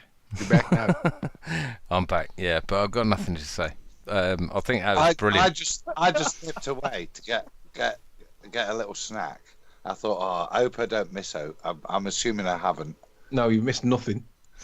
I was hoping you were going to put a link to where that document is. So, okay, I'm sorry. Yeah, go ahead. Which document? The one I'm looking at with. It's not something that I can link because the link expires because it's a database that you've got to be registered through the university to get. Oh, This is gotcha. what we pay the fees for. This is Oh, not. gotcha. That's why I've got it on screen so you can read it. It's from Halsbury's Laws, and you can't get to it without paying. That's why what I've I got it on wanted to screen know. so you can Yeah. see it. Yeah, so anyone watching this, take a screenshot. You Yeah, may yeah. not get this shit It may anymore. not be there. Yeah. Right. No, I think Well, this it is will be brilliant there, but- stuff. It lapses. But anyway, check this out though. So generally speaking, what this is saying is that a teacher in his normal job isn't going to fall foul of this, right? But it does require proper tuition and debate, right? Whether proper tuition is that's moot because if you're not being taught the truth, that's an issue. But the debate bit is required, and there is no debate, right? It's taught as fact, and that's where I think it's wrong. So this bit's a bit of an issue, and it is something that I'll be like arguing. But nonetheless, generally speaking, a teacher isn't going to fall foul of it, but the headmaster would because he's named specifically as a duty. He has the duty, right? Anyway, so that was the second point. So it's to do with whether or not it's actually being promoted because of the indoctrination risks. That's the second point. So the third and final point that the judge said in this case, in order to comply with the requirements of 406 and 407 of the 96 Act, the Secretary of State, when actively distributing the film, or in this case teaching heliocentricity, has to make clear that some or all of the matters contained therein were not supported or promoted by him, and there was a view to the contrary. Now, even if he thinks that heliocentricity is right, and he probably does, really, he should be telling people that they're not necessarily supported or promoted by him. But if he thinks it's right, he's not going to say that, is he? But we've got the opposing view. So the fact that he's not saying that there's a view to the contrary, in other words, hollow earth, concave, convex, there's no mention that there are alternatives. It doesn't matter whether he agrees with it or not. The second point is that there was a view to the contrary. So Yeah. his opinion's irrelevant. So if he's that's- aware that there is an opinion to the contrary, it's his obligation to represent it. Tony, So- are you aware? Sorry to interrupt, but are you aware of the case against the? I think it was the Secretary of State for Education in 1905, where they were down in Southampton and they sued him successfully and got him to resign over teaching heliocentrism in schools. Yeah, you're on about Ebenezer. I can't remember his name. I can't remember his name either. I haven't been able to it. back it up with evidence either. I did try and look at, but I saw it originally in a sort of old microfiche. Yeah, it was in the Herald, wasn't it? That's the right. Daily Herald. Yeah, something like Yeah, that. I am familiar with it, and that's one of the things that I need to cross-reference to see whether or not there are any cases, because this will be in there. If that Ebenezer case ever made it to trial, it'll be in there. It Whether was or not a it's in funny there or not. one. It was Yeah, a funny one to be because honest- they were trying to get him on. I can't remember what the hell it was now, but it was. heresy. Sorry. They were trying to get him on heresy because he was trying to say that it was heresy to teach that the Earth was a sphere. No, it was something else. It was like the Imposters Act. They were trying. It was I think it was the Imposters Act. I'll look it up for you and drop it over to you. Well, I do have it, but yeah, drop it over anyway in case it's additional to what I've already got. But anyway, let's carry on because it says. In order to comply, the Secretary of State, when actively distributing the film, yeah, I've done that bit. Right, so what it says is, nevertheless, there is no need to comment on every single aspect of heliocentricity in the guidance, or in this case, the film. In this particular case, the guidance, as at the date of the application for judicial review was launched, had been inadequate. In light of changes made to the guidance note, which the defendant had agreed to make and had already made, no order would be made as to relief. So basically, this says that there were mistakes made, right? And there were rectifying corrections that were considered to be acceptable. So in other words, there was no order to be made because he accepted that there was a mistake originally and then he changed it. But in the context of heliocentricity, that's not going to apply. They haven't changed any of it. There's no discussion. There's no contentious views. There's no views to the contrary. There's no balanced views either way. But this is all in the context of whether or not it's partisan political, right? And if it's indoctrination or not. And if it is partisan political and it is indoctrination, which I'm going to argue that it is, then it needs to be removed or qualified by saying there are opposing views here and it's by far settled science and these are the opposing views. Then there should be the discussion, and then the kids should then be made to get, or then should be because they've then been presented with the opposing views. They've then got the ability to either take more research into it themselves, or make a decision there and then if they choose to, or delay it for later on in life. Because let's be honest, I'm 38 now, and I only challenged the shape of the Earth when I was 36. But if I'd have been told when I was 10 that, hey, this is by far settled science, you might want to go and look into this yourself and form your own opinion, that might have gone back and done it. Maybe I wouldn't, but I would have at least liked to have had the chance. Do you know what I mean? Absolutely. Yes, sir. Yes, sir. So that's to do with whether or not it's partisan political and whether or not it's indoctrination. And if it is, it should be stopped. Now, this is the second part of it. This is to do with the activism. So this is where the result of my GoFundMe overlaps with the result of another group's GoFundMe, which was to do with the tour. Adam was part of it in Nottingham, to do with Roxanne, the globalist denier, and her troops.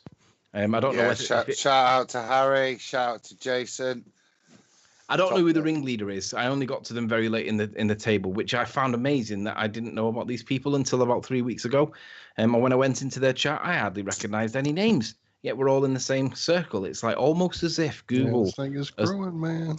Yeah, it's almost as if they're keeping it divided somehow. It's weird.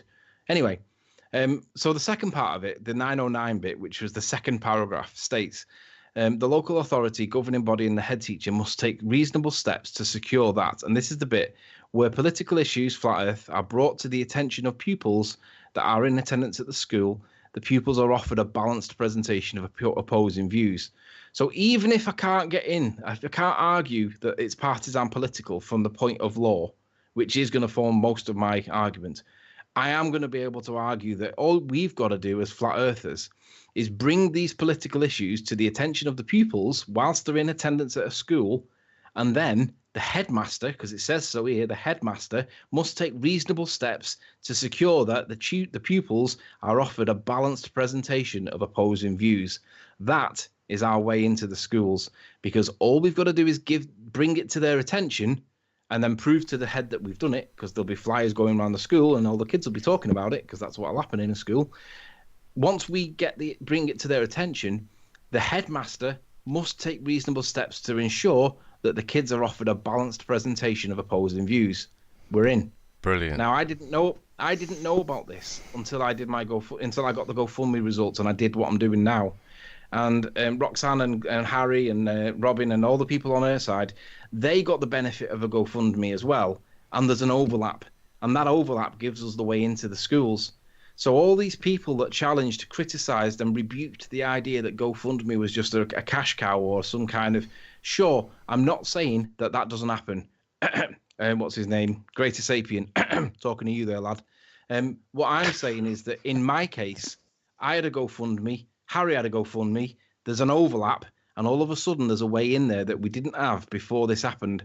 So yeah, sure, there is the odd one that makes a mockery of the GoFundMe situation. Greater Sapien, but Sean Hufford, funeral drone, yeah, they're really useful. But in this particular case, I've found that there is something enshrined in law that gives us the right to be able to get a balanced presentation of opposing views into the schools, and all we've got to do is bring it to the attention of the pupils. So in terms of the activism, I said to Roxanne and Harry and the other guy, Jason, I said, was it an efficient use of your time to get to maybe 300, 400 people over the whole duration of the tour, when you could do it all in one classroom or one hallway? And it's a captive audience. You're not out in the cold. You're not breaking down. You're not filling up. You're not stinking of diesels, sleeping on, all the hassle that goes with it. Let's be honest. It's a stretch of endurance for them to get through that after 7 or 8 weeks or whatever it was. And I take my cap off to them. What they've done is crazy, right? Insane and amazing what they did. Yeah, it is. But was it efficient? If they could do their time again, and they had, let's just say that they got to 300 people, right? And let's just say, for argument's sake, there's 300 kids in this one particular hallway. You could get to the same amount of kids in 1 hour than what he did in the whole 7 weeks of what he was doing.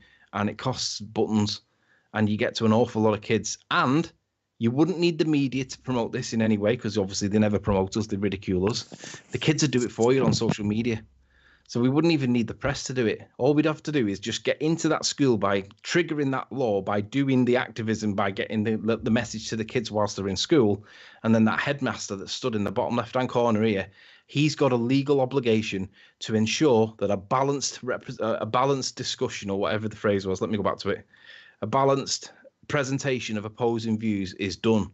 Now, obviously, teachers, they're not going to be able to do the balanced presentation of opposing views because they've not been taught in it. They didn't get taught it. It wasn't part of their exams, and they definitely won't know whether or not gravity can be proven or not in school and what the opposing views are.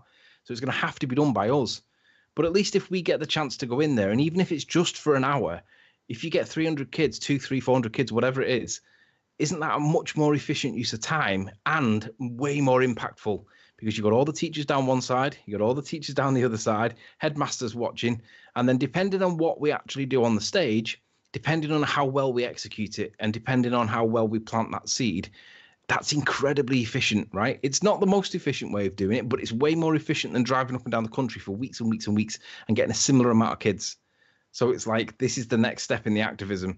If there's activism to be done, this is how we should do it. We should trigger this law by bringing the issues to the attention of the pupils whilst they're in school, and then asking the headmaster, governing body, and the local authority to ensure that they take reasonable steps to ensure that the pupils are offered a balanced presentation of opposing views. And that, Your Honour, is the law. Well, I would say, and I think that's absolutely fantastic. Well played, Tony. I'd say that the key is to hit it from all angles. So you've got your people running up and down the country in the camper van. You've got your people on Twitter, on YouTube, in every venue. It's to hit them at all angles. So I think you're onto something. Rents the truck and takes off across on the tour, like you're playing there, John.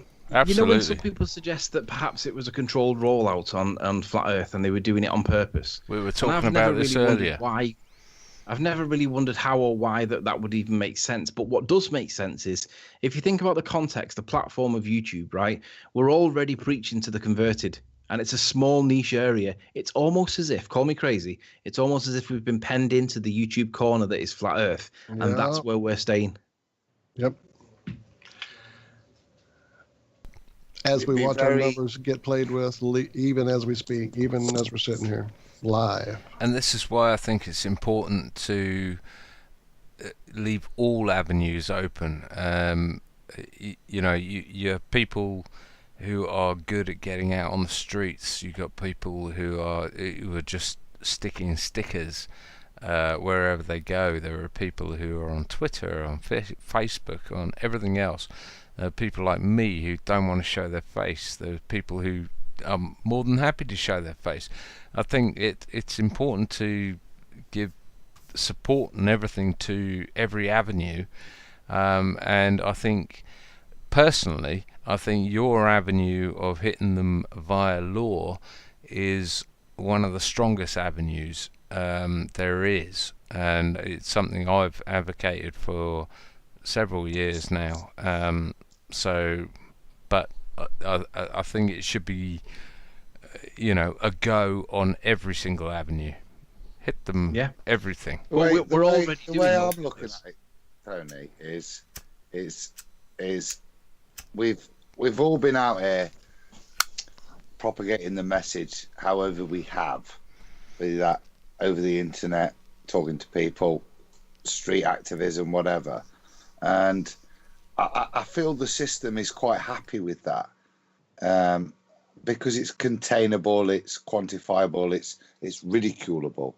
But what you've kind of hit on here, if we can get this through, is a mechanism where you actually use the powers of indoctrination that the system has built up to allow your voice. However small that voice is going to be, however limited in time, it's still quite novel in that it allows the system itself to air your opinion, which I think is the groundbreaking thing that you found there, mate. So back to the original question that I asked right at the very start. If I'd asked you whether or not we could get Flat Earth into mainstream schools, most of us, I think it was 2-2, and there was like a split decision with, was it Mike? And really, it's like... It's Mark Devlin. Mark. We'll beat you. Mark Devlin. It's because I know a Mike Devlin, and I can't get the word Mike out of my head. Oh, okay. Well, you're forgiven. Yeah. It's because I can't stop thinking that it's Mike Devlin. But anyway, we were 50-50 on whether or not we would ever get Flat Earth into mainstream schools or not. Well, now it's not 50-50. Now it's a case of when is it going to happen? Not if, when. And that's what we're working on next. Obviously, we've got to, let's just briefly go back to what it says. If we bring to the attention of the pupils whilst they're in school, that triggers the law. Well, if we just write a letter to the headmaster and say, look, this is what the law says, and we don't really want to do this behind your back. We would rather just ask you to let us do it anyway. And then kind of not say, but mean that if you tell us no, we're going to do it anyway. Because if he knows that we know the law, and he knows that we know that he's got to do stuff, he's probably going to do it anyway. And let me give you a quick tale. Conspiracy Cats was in chat before. Is he still in chat? Does anybody know? Chat's hot. I've been reading along with you here on the document. I'm not in chat anymore. I'll go back and check. Yeah, Conspiracy Cats was in chat before. I don't know if he's still there. So if he is still in chat, this is where he fits into this, because he came to me and said, look, I've been on with Dell and I got ridiculed and whatnot. He says, but I'm here as like a teacher. And he says, and I want to have the opposing discussion. He says, I don't want to get involved in the slanging back and forth. And even though he loves it really, but the point is that he came to me and asked, could we have the conversation? And I said, sure. And he said at the time that the headmaster had okayed this in the context of him doing it as a teacher. Now, it didn't mean anything to me at the time. I just thought, oh, he was just being polite and asking permission. But looking back on it now, it dawns on me that what actually was happening was Conspiracy Cat's headmaster was complying with this exact rule by allowing a balanced presentation of opposing views. That's what he did. Now, I thought it was courtesy, professional courtesy only. I didn't think that he was doing his job, and he was doing his job well. I just thought it was courtesy that Katz was saying to his boss, "Can I do this, boss?" And the boss said, "Yeah, go on, it's fine." I didn't realize it was actually compliance with the rules. And when I spoke to Conspiracy Cats about it, and I asked him, "Is this something that's like common?" And he was like, "Yeah, we do have this." He said, "We talk about all the religious views and all the things that are not in the curriculum that are off topic." He said, "That's where they come up. We have dedicated time for it, after school clubs or whatever."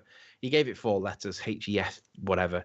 But the point is that this has never really made it into it because it's not significant enough. But the point was, Conspiracy Cats was aware that this rule existed. And obviously the headmaster well knew that this rule existed. That's why it was permitted. But as flat earthers, we didn't know until I'm starting to get the word out there that this existed. So now that this law is there and we are aware of it, it's something that flat earth activism should be aware of, because it is the legal way to get into the schools to give that balanced presentation of opposing views, whatever that means. On that, can I just kind of get a bit of clarity on what you're trying to achieve in here? We're not talking about trying to rewrite the curriculum. We're talking about, I mean, sadly, we're probably talking about the equivalent of when the kids get their gender equality training afternoon, that sort of event. Right. Being able to provide that within the school curriculum and it being mandated. Up with people is going to be here this afternoon for 5th period or something like, right? Well, let me put it in this context. We've been brainstorming whether or not one of the headings here is brainstorm. I said to Roxanne, I said, let's brainstorm this as a group. Let's see what we can come up with, right? And we had to decide if we were given an hour with the kids and we were stood at on the stage at the front, and you've got an audience in front of you, basically the same way that this guy has here. So you stood there like this guy, and you're looking out in front of them, and they're all looking back at you, and you've got an hour, and the clock starts now. What do you do? Do you flat smack them? Do you try and give them some seed planters that plants in the mind? Do you do something more theatrical that's got some kind of theme to it, like a play? It has to have entertainment value, I would think. They're going to get bored and tune out. Yeah, they're trained for entertainment now. So what I suggested was, what I suggested was, imagine that, say for instance, me and Adam, right? I go down the left-hand side. Adam goes down the right-hand side. We both got Bluetooth wireless microphones on, and we look like we're BBC. We've got a battery pack connect to us, and they can see it, and it's very visual that we're proper. And basically, imagine that we had a back and forth, like in a courtroom, and the guy in the blazer is the judge, but he stood behind his pulpit and he's got the black gown on with the horsehair hat on, and he's acting as the role of the judge. You could get all the kids to stand up immediately at the beginning and get them all to stand up while all rise for the judge, and make it a courtroom. And we could I'll tell you what, mate. You'll be getting Savage excited. He's probably got half his script written for you. Yeah, that's it. Because if you try flat smacking them at the too younger age, it's not going to work. So I thought, well, perhaps we should give it a theme. And if we gave it like a quasi-legal setup for them so that there was a bit of a judgy kind of thing, it's interactive because first of all, you get them all to stand up, right? And it's all rise, please, for Judge Savage. And in comes Savage with his black gown on his horsehair. And then someone says, all be seated. And it's formal, but the kids do it because they know that'll stick with them for the rest of the days, because there was that thing that happened with the court thing. They'll remember that. But let's just say that Adam plays the part of the heliocentric teacher, right? We'll call him Mr. Meakin, because Mr. Meakin teaches physics. And Mr. Meakin can start presenting to the judge some of the strongest evidences for the heliocentric model. So the Aristophanes thing, sticks in the ground, or gravity, or whatever. And I can be the disruptive guy that says, "Objection, Your Honor." And then the judge would say something like, "On what grounds?" And I say, "It's complete fabrication. You can't even prove Aristophanes even existed." And it's like, "Can you prove Aristophanes existed?" And then Meakin's got to say, "No." And then I'll say, "Sir," I'll say, "Your Honor, Aristophanes existed 100 years before Christ, and some people don't even believe that Christ exists. Why should we accept that Aristophanes did?" And make it really interactive so that there's a back and forth. And I'm not saying this is definitely what we're doing. What I'm saying is this is just, should we do something other than trying to flat smack them? Because if we can give it a theatrical appearance to it, and it's more entertainment, if the last thing that we do is just get a load of business cards and throw them out to the audience and it says research flat earth, that's probably the only thing that we can realistically expect to get from school kids. The fact that they've picked up the card, they've looked at it and thought, research flat earth, what's that mean? And then they've gone and Googled it when they got home. You know what I mean? So I think if you provide children with honest information, they'll make their own minds up, and that's all you can ask of anyone anyway. Is here's, please look at all the information. That's all whenever you talk flat smacking, however you want to describe it, whenever you engage in flat earth stuff, it's not evangelical as in believe this. It's, to me, it's an appeal to ask people to look at things openly and honestly, with as little, zero's impossible, but as little preconception as they can manage. Well, on that note, I would like to thank you, Antony, for presenting that. It was absolutely awesome, and I'd like to say that there are probably hundreds, if not thousands, of hours of research to go beyond here. But as far as my live stream goes, I'm going to have to shut it down now. It's been brilliant. Mark, Devlin, yourself, everything that's been presented, it's been great, and I'll shut the hell up now and leave you to it. Thank you, John. Love you, cousin. Thanks, John. You have a great rest of your night. Enjoy your weekend. You were a trooper. You stuck with us for You a good did. long You time. hung hard, my friend. It's Take care, knocking on, guys. isn't it? Well, I have to say, I was very active in doing a lot of presentations in school, be it either choir, plays. I had bands. I mean, I was always trying